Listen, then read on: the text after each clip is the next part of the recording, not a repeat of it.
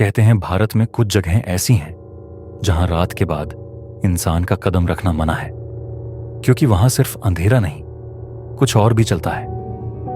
आज मैं आपको सुनाने जा रहा हूं कालो घाटी की वो सच्ची घटना जो आज तक मेरी रूह को कांपने पर मजबूर करती है। तो दोस्तों, बढ़ते हैं अपनी कहानी की ओर। रात के करीब 12 बजे हम 3 दोस्त, मैं, मीरा और कुणाल, कालो घाटी की सुनसान सड़क पर पहुंच चुके थे।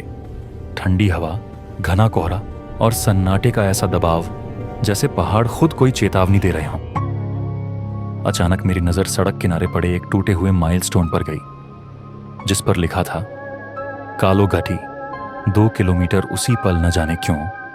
मेरे हाथों में पकड़ी टॉर्च हल्की कांपने लगी। कुछ दूर हमें एक टूटी फूटी झोपड़ी दिखी। अंदर एक बुजुर्ग बाबा बैठे थे। चेहरे पर डर ऐसा जैसे आज नहीं तो कल उनकी मौत सामने खड़ी हो। उन्होंने कांपती आवाज में कहा, यहां रुकना मत। घाटी में आज भी वो परछाई घूमती है जो 20 साल पहले सबको निगल गई थी। हमने पूछा, कौन? लेकिन बाबा ने बस सिर हिलाया और अपने कांपते हाथ से जंगल की तरफ इशारा किया। हम आगे बढ़ गए। जंगल में कदम रखते ही हवा ठंडी नहीं, बर्फ जैसी लगने लगी। पेड़ों की सरसराहट में भी जैसे कोई छिपा संदेश था।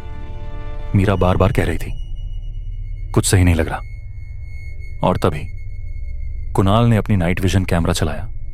स्क्रीन पर कुछ अजीब दिखाई दिया। एक काली धुंध जैसी आकृति पेड़ों के बीच खामोशी से खड़ी थी। हमने जैसे ही उसकी तरफ देखा, वो पलक झपकते ही गायब हो गई। मेरी रूह उस वक्त कंप गई जब मीरा अचानक रुक गई। उसकी सांसें तेज हो गईं। मैंने टॉर्च मोड़ी और देखा, उसके ठीक पीछे वो काला साया खड़ा था, खाली आंखें और शरीर जैसे धुएं से बना हो। हम तीनों जान बचाकर भागने लगे। जंगल की पगडंडियां जैसे अचानक लंबी हो गई थी। पीछे से साए का वो घसीटता हुआ कदमों का आवाज मेरे कानों में गूंज रहा था। वो धीरे नहीं, तेजी से हमारे पीछे था। भागते भागते हम एक खड़ी चट्टान पर पहुंच गए। मेरे पैर जमीन में जैसे धंस गए हों और दिल जैसे सीने से बाहर। पीछे कोहरा और उस कोहरे में वो साया मूर्त रूप ले रहा था। अचानक कुणाल की चीख आई, अर्जुन बचाओ! हमने पीछे देखा।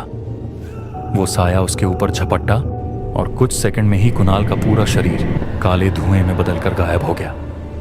मेरी आंखें उसी पल सुन्न हो गईं। जब मुझे होश आया, मैं एक पुलिस जीप में था। उन्होंने कहा, तुम्हारे साथ 2 और लोग थे ना? हमें उनका कोई निशान नहीं मिला। आज भी जब मैं रात में अकेला चलता हूं तो मुझे लगता है पीछे से कोई धीमे कदमों से मेरा नाम पुकारता है। ये कहानी नहीं, कालो घाटी की सच्चाई है।